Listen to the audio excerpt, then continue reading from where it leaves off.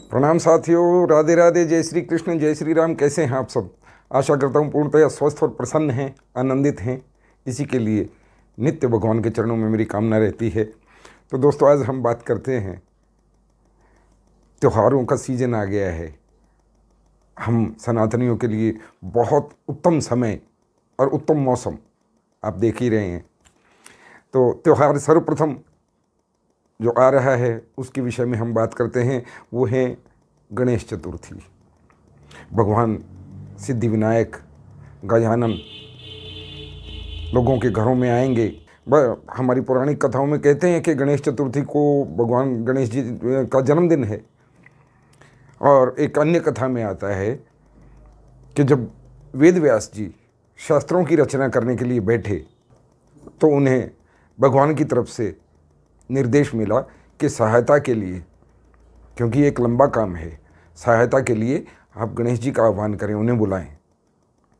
और वो दिन पौराणिक कथाओं में वर्णित है कि गणेश चतुर्थी ही वो दिन था जिस दिन वेद व्यास जी ने गणेश जी को अपने साथ बिठाया है आग्रह करके और कहा कि आप मेरी इसमें सहायता कीजिए। और इस दौरान उन्हें 10 से 11 दिन का समय जो लगा,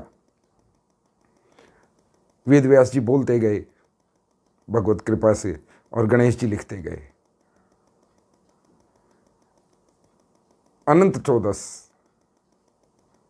के दिन वो कार्य उनका संपन्न हुआ और भगवान गणेश जी को अष्टांग योग और ज्ञान की इतनी बातों की वजह से उनका शरीर गर्म हो गया, तपायमान हो गया। तो कहते हैं वेद व्यास जी ने नदी की गीली मिट्टी से उनके शरीर का लेपन किया और फिर उन्हें नदी में डुबकी लगवाई, उनका स्नान करवाया। इसलिए उस दिन अनंत चौदस के दिन गणेश विसर्जन का हम अनुष्ठान करते हैं। तो आप सभी को गणपति बप्पा की इस पावन बेला की बहुत बहुत बधाई। सब लोग प्रसन्नतापूर्वक, सब लोग आनंदपूर्वक गणेश जी के इस उत्सव को मनाएं। उसमें एक दो जो ज्योतिषीय बात है, इसका पुराणों में कहीं कोई वर्णन नहीं शायद, लेकिन ज्योतिषीय वर्णन आता है पौराणिक कथाओं के अनुसार। गणेश जी को मोदक प्रिय है, मोदक का भोग लगाएं, दूर्वा का भोग लगाएं, जल से भोग लगाएं, अन्य किसी मिष्ठानों से भी भोग लगा सकते हैं। लेकिन जो ध्यान रखने वाली बात है, गणेश जी को तुलसी का भोग नहीं लगता, तुलसी अर्पित नहीं की जाती। पुरानी कथाओं में कहते हैं कि सर्वप्रथम तुलसी जी ने गणपति जी को विवाह का प्रस्ताव दिया था कि मैं आपसे विवाह करना चाहती हूँ, और गणपति जी ने उसको ठुकरा दिया था। तो तुलसी माता ने, तुलसी हमारे लिए वंदनीय है, पूजनीय है, तुलसी माता ने गणेश जी को श्राप दिया, तुम्हारे 2 विवाह होंगे, एक भी नहीं। और वो हुआ भी, माता रिद्धि और माँ सिद्धि के साथ। ऐसे ही चंद्रमा ने, अब दोनों क्योंकि साथ साथ रहते हैं, भगवान भोलेनाथ की गोदी में खेलता थे, एक मस्तक पे विराजमान होते हैं। चंद्रमा ने एक बार गणेश जी का उनके आकार को लेकर मजाक उड़ाया था।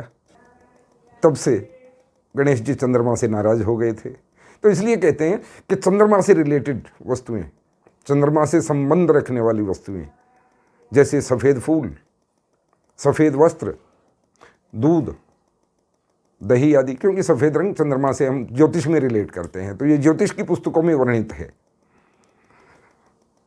वो गणेश जी को अर्पित नहीं किए जाते हैं।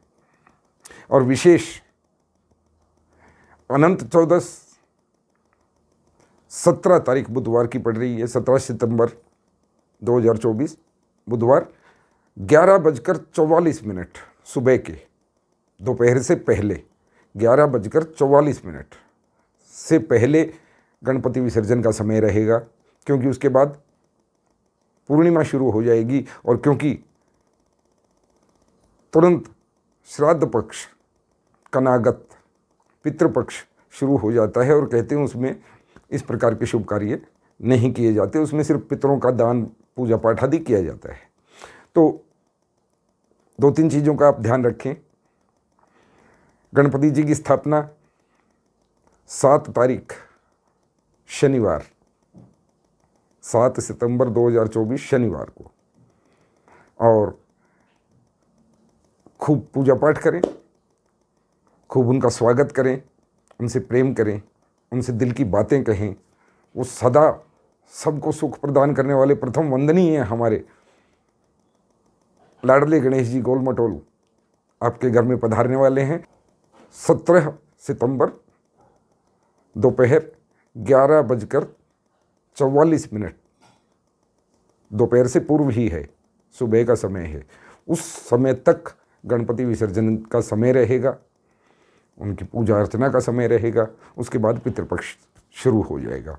तो अब हम बात करते हैं गृहस्थों के लिए। गणेश जी को जल, दूर्वा, मोदक का भोग लगाएं, लाल पुष्प अर्पित करें। विशेषकर जो लोग व्यवसाय करते हैं, व्यापार करते हैं, नौकरी करते हैं, लाल पुष्प गणेश जी को अर्पित करें, उससे आपको लाभ होगा।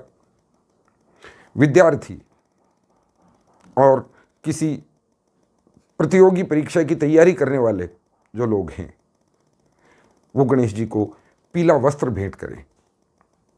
इससे आपके सौभाग्य में अनेकों गुना वृद्धि होगी, ऐसा मेरा विश्वास है। गणेश जी का आह्वान करें और खूब उनका पूजन करें, खूब उनसे प्रेम करें और गाते रहें, वक्रतुंड महाकाय सूर्य कोटि समप्रभ निर्विघ्नं कुरु मे देव सर्व कार्येषु सर्वदा। लाल बाग के राजा की जय हो, सिद्धि विनायक की जय हो, रणथंभौर के राजा की जय हो। राधे राधे, जय श्री कृष्ण।